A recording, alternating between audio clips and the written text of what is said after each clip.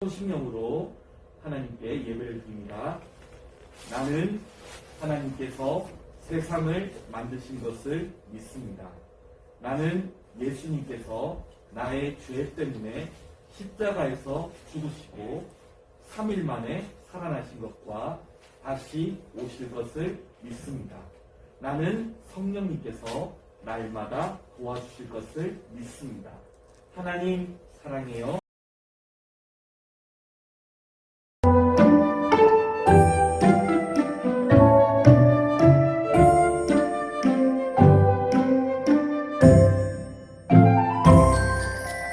하나님의 노래하는 하루, 하나님의 기뻐하는 하루, 하나님의 바라보는 하루, 날마다 하나님을 사랑해요.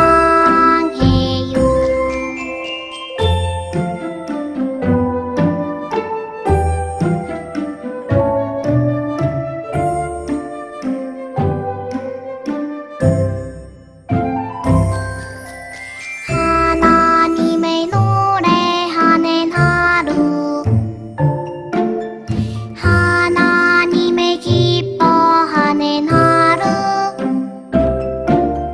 하나님을 바라보는 하루, 날마다 하나님을 사랑해요.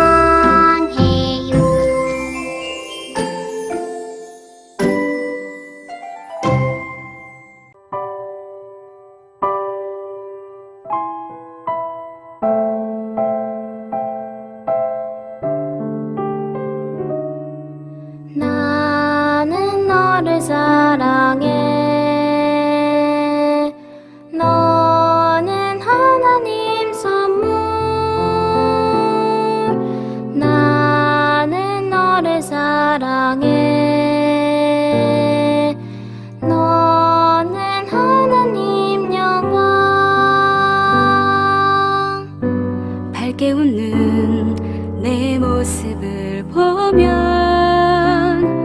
내 마음도 자꾸 행복해져. 너를 통해 하나님 사랑을 보내. 너를 통해 하나님 영광을 보내. 나는 너를 사랑해. 너는 하나님 선물. 나는 너를 사랑해. 너는 하나님 영광.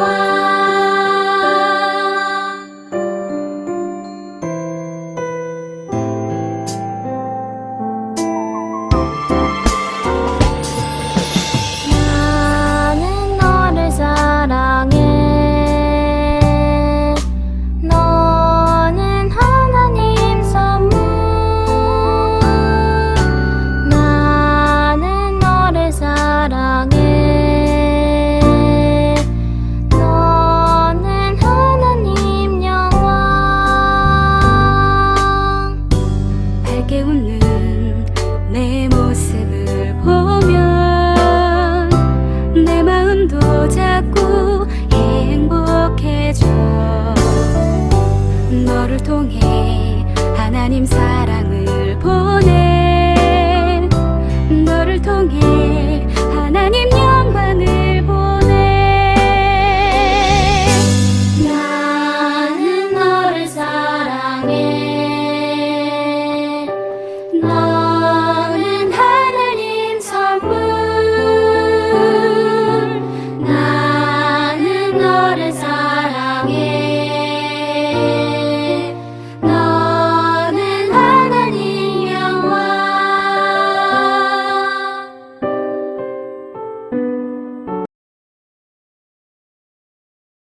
기도드리겠습니다. 사랑의 하나님, 지난 한 주간도 어려운 상황 속에서도 주님의 보살핌과 인도하심 속에 지낼 수 있도록 허락하신 은혜에 감사드립니다. 오랜 기간 함께 모여 예배드리지 못하고 있지만 언제 어디서든지 주님을 의지하고 주님 사랑에 감사하는 삶이 되기를 원하옵니다. 이 시간 귀한 말씀 전해주실 목사님 영육간의 강건함으로 지켜주시고 듣는 모두가 은혜 받게 하시옵소서. 예배를 마치는 시간까지 함께해 주시옵고 홀로 영광 받으시옵소서. 이 모든 말씀 주 예수 그리스도의 이름으로 기도하옵니다. 아멘. 구과 땀이 피가 되도록 기도하신 예수님. 예수님은 고난을 받고 십자가에서 죽을 시간이 다가오고 있다는 것을 아셨어요. 이제 얼마 남지 않았구나. 예수님은 기도하기 위하여 감람산으로 가셨어요. 제자들도 예수님을 따라갔어요. 기도하러 가야겠다. 어디 가세요? 같이 가요. 감람산에 도착한 예수님은 제자들에게 유혹에 빠지지 않도록 기도하라고 말씀하셨어요. 그리고 예수님은 조금 떨어진 곳에서 무릎을 꿇고 기도하기 시작했어요. 우리도 기도하자. 예수님은 가능하다면 십자가의 고난과 죽음을 피하게 해달라고 두려운 마음으로 기도하셨어요. 아버지 하나님, 가능하다면 이 고통을 피하게 해주세요. 그러나 예수님은 자신의 뜻이 아닌 하나님 아버지의 뜻을 이루게 해달라고 간절히 기도하셨어요. 그러자 천사가 하늘로부터 나타나 예수님께 힘을 북돋아 주었어요. 그러나 내가 하고 싶은 것이 아닌 하나님 아버지의 뜻대로 이루어 주세요. 예수님, 힘내세요. 예수님은 땀이 핏방울이 되도록 간절히 기도하신 후에 자리에서 일어났어요. 그리고 하나님 아버지의 뜻을 이루기 위하여 십자가를 지기로 결심하셨어요.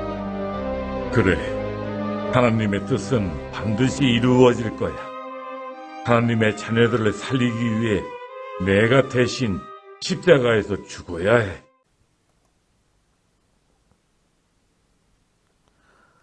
우리 사랑일부 가족 여러분 안녕하세요. 자, 오늘은 3월 6일 오늘 우리 온라인 예배를 시작하려고 해요. 오늘 말씀을 들을 때 자, 이제 눈을 크게 뜨고 귀는 쫑긋 목사님 말씀에 집중하는 거예요. 우리 선생님들과 우리 학부모님께서도 우리 친구들이 말씀 잘 들을 수 있도록 모범을 보여주시면 감사하겠습니다. 하나님 말씀, 오늘 말씀은요, 계획편, 예수님의 겟세마네 기도, 예수님의 겟세마네 기도라는 제목으로 하나님 말씀을 증거할 거예요. 자, 오늘 말씀을 읽었는데 너무도 중요해서 한 번 더 읽어볼게요.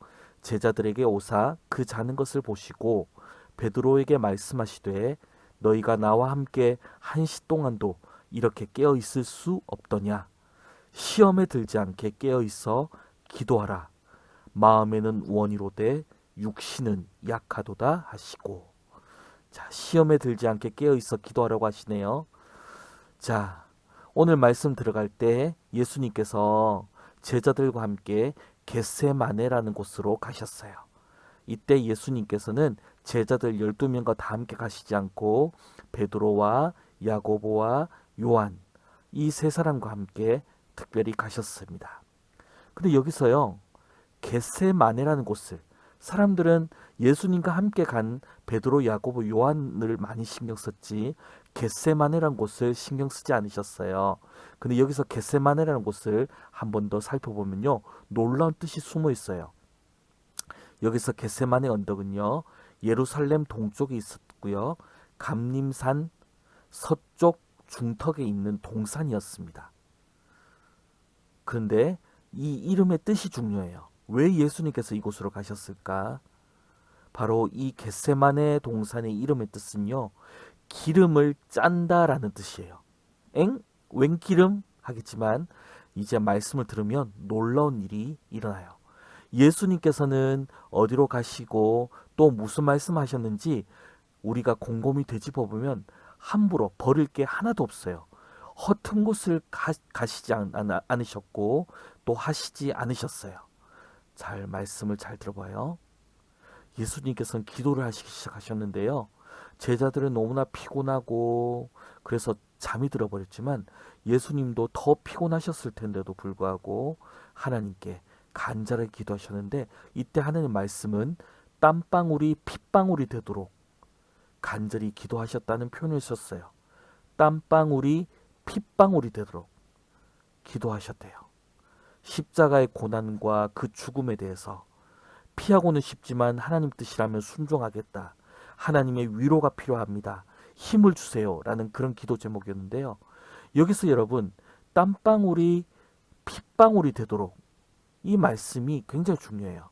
여러분 혹시 땀방울이 핏방울이 되도록 기도한 적 있나요? 목사님도 학생 때 이렇게 산 위에 올라가서 산기도라든지 동굴에 가서 동굴기도 같은 것을 해본 적이 있었는데요. 친구들과 함께 밤을 새서 기도해도 사실 그렇게 기도할 수가 없어요.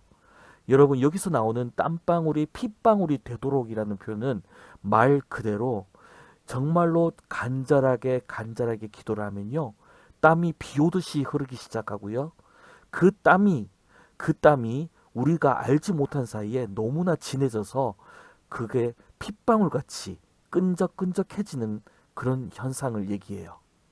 그리고 또 어떤 사람들은 너무나 간절하게 기도한 나머지 자기도 모르는 새에 주먹을 치기도 하고 머리를 이렇게 땅에 박으면서 기도하기도 하고 그랬을 때 피도 같이 나오죠. 그럴 때 땀이 피와 함께 섞여서 끈적끈적하게 나오는 그런 기도를 주님께서 간절하게 하셨다는 건데 주님께서는요 이것도 바로 습관을 쫓아서 기도하셨대요. 즉 이런 기도가 습관이셨대요. 여러분에게도 습관 있죠. 목사님도 습관 있어요. 우리가 알지 못하는 습관 또 내가 아는 습관이 있는데 이런 기도의 습관이 바로 이런 기도 태도가 바로 습관이셨다는 거예요. 즉 예수님께서는 제자들에게 내가 어떻게 습관을 따라서 기도하는지를 미리 보여주신 거예요. 그래서 우리들도 매일매일 기도해야 돼요. 예수님께서 매일매일 간절하게 기도하셨듯이 땀방울이 핏방울이 되도록 간절하게 기도하셨듯이 우리들도 이렇게 간절하게 기도해야 된다는 거예요. 그래서 기도는 날마다 하는 것이 중요해요. 여러분 왜 날마다 하는 것이 중요할까요? 기도를 날마다 안 하면 기도할 것이 생각나지 않고 기도를 점점 더 안 하게 돼요. 우리가 정말 매일매일 하고 있는 게임을 생각해 보세요. 휴대폰에서 매일 뉴스를 보고 게임을 하고 여러 가지 컴퓨터에서 여러 가지 일을 하죠.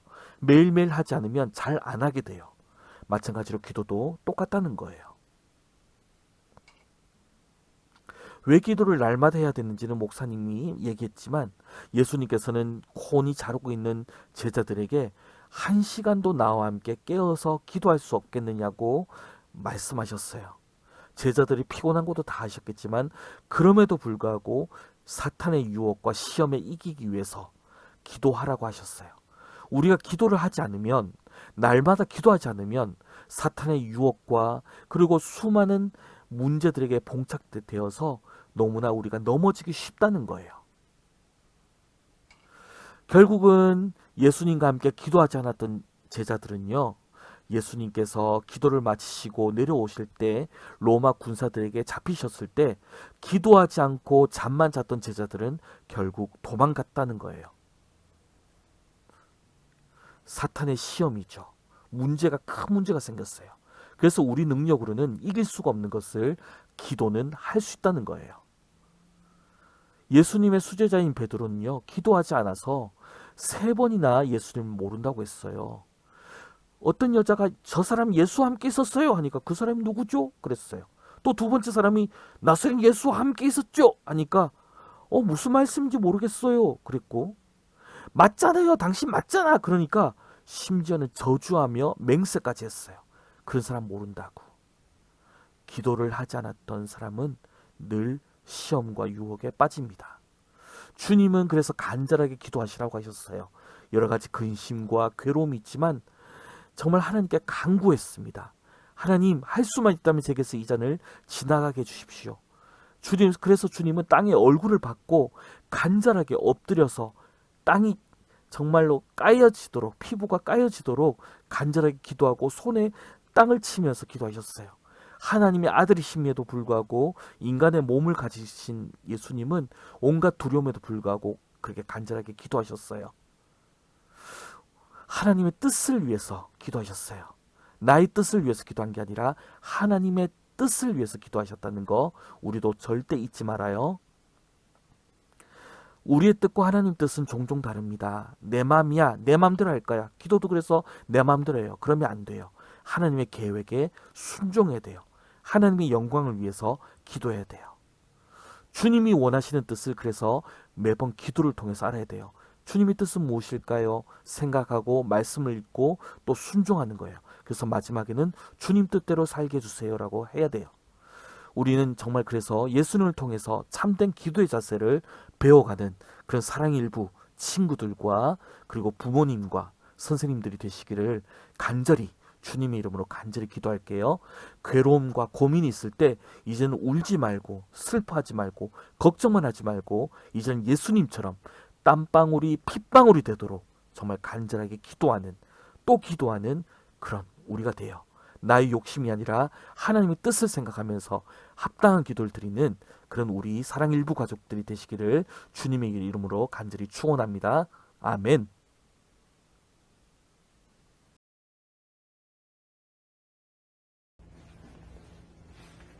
이제는 우리 주 예수 그리스도의 은혜와 하나님 아버지의 놀라우신 사랑과 성령 하나님의 임재하시고 충만하신 능력이 이 자리에 함께 모여 예배를 드리는 이들이나 온라인으로 예배를 드리는 이들 모두 우리 사랑 일부 가족들 모두에게 특별히 3월의 축복의 아이로 선정된 우리 장은혜 씨를 비롯한 우리 사랑 일부 아이들 모두에게 이제로부터 영원토록 함께 하시옵기를 간절히 축원하옵나이다.